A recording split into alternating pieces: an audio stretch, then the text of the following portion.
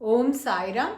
ஸ்ரீ சாயிபாபாவின் சாஸ்னாமிருத திருமொழிகள் என்ற புத்தகத்தை பூஜ்ய ஸ்ரீ நரசிம்ம சுவாமிஜி அவர்கள் தொகுத்து வழங்கியுள்ளார்.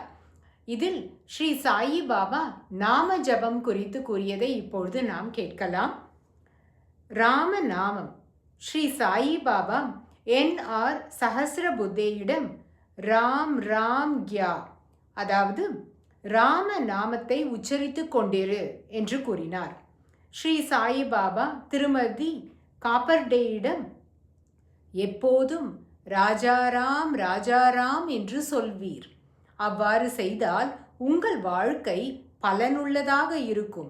சாந்தியும் அளவிலா நலனும் பெறுவீர்.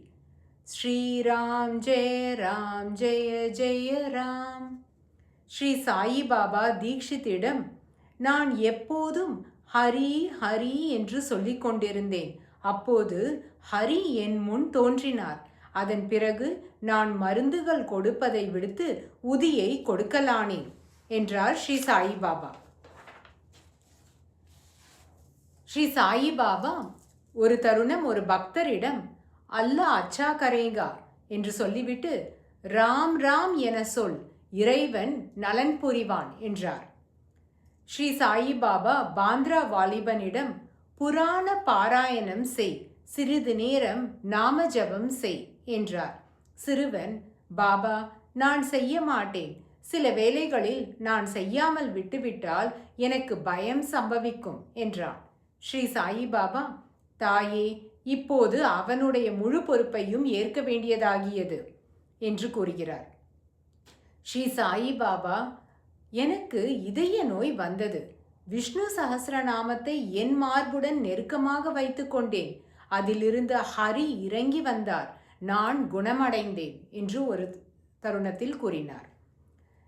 சாயி பாபா சாயி என்ற நாமத்தை ஜபம் செய்வதை நீதிபதி ரேகே அவர்களுக்கு அனுமதிக்கிறார்.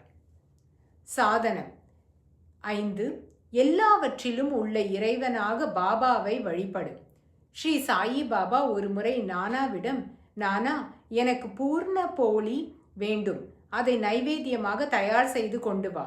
நானா பாபா நேரம் கடந்துவிட்டது, சமையற்காரர் ஒருவரும் இல்லை என்று கூறினார்.